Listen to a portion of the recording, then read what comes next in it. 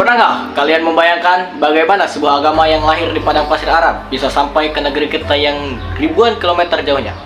Apakah lewat peperangan atau mungkin karena penaklukan?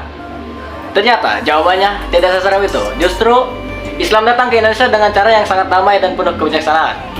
Baik, Assalamualaikum warahmatullahi wabarakatuh. Perkenalkan, nama saya Adit Hidayatullah dari kelas 12A dari mata pelajaran Sejarah Kebudayaan Islam atau SKI. Hari ini saya akan membahas tentang topik yang sangat menarik, yaitu masuknya Islam ke Indonesia.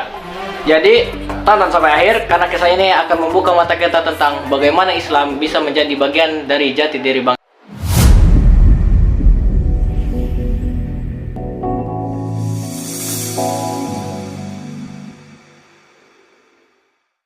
Jadi, sebelum Islam masuk, masyarakat Nusantara menganut Hindu Buddha dan juga kepercayaan animisme serta dinamisme.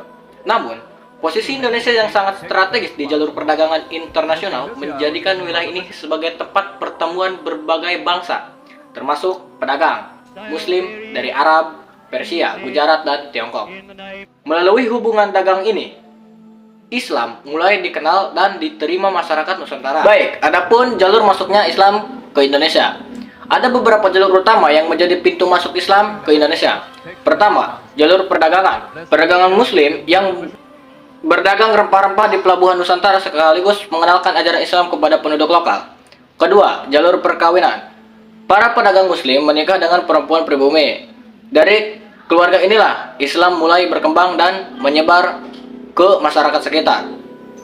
Ketiga, jalur pendidikan. Para ulama mendirikan pesantren untuk mengajarkan ilmu agama, membaca Al-Quran, serta ilmu pengetahuan umum.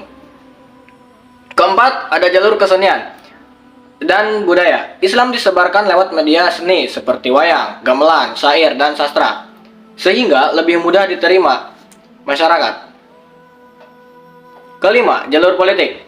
Munculnya kerajaan-kerajaan Islam di berbagai daerah memperkuat penyebaran Islam dalam skala yang lebih luas. Nah, kerajaan-kerajaan Islam awal. Kerajaan Islam pertama di Indonesia adalah Samudra Pasai di Aceh pada abad ke-13.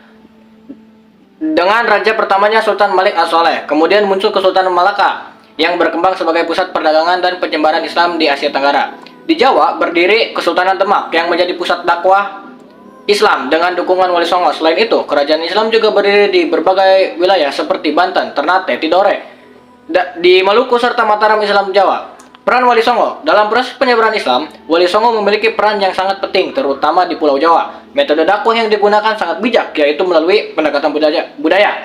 Sunan Kalijaga menggunakan wayang sebagai media dakwah. Sunan Kudus dikenal sangat toleran terhadap tradisi Hindu-Buddha. Sunan Ampel mendirikan pesantren sebagai pusat pendidikan Islam. Pendekatan yang damai inilah yang membuat Islam diterima masyarakat tanpa menimbulkan pertentangan besar. Perkembangan Islam menyebar dengan cepat, diterima dan damai. Awalnya berkembang di daerah pesisir, lalu masuk ke dalam masyarakat Nusantara, menyerap ajaran Islam sambil tetap menjaga tradisi lokal. Hal ini menunjukkan bahwa Islam mampu beradaptasi dengan budaya Nusantara tanpa menghilangkan identitas masyarakat setempat. Pengaruh Islam di Indonesia. Kedatangan Islam memberi pengaruh yang sangat besar. Berbagai bidang kehidupan di bidang agama Islam menjadi agama mayoritas di Indonesia. Di bidang budaya, lahir tradisi baru seperti skaten, gerbek, dan sastra bernuansa Islam. Di bidang politik, berdirinya kerajaan-kerajaan Islam memperkuat pengaruh Islam dalam pemerintahan. Di bidang pendidikan, pesantren berkembang pesat dan melahirkan banyak ulama serta tokoh masyarakat.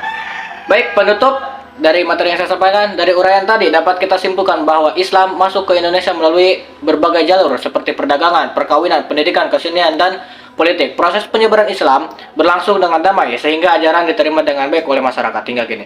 Islam telah menjadi bagian penting dari sejarah dan identitas bangsa Indonesia.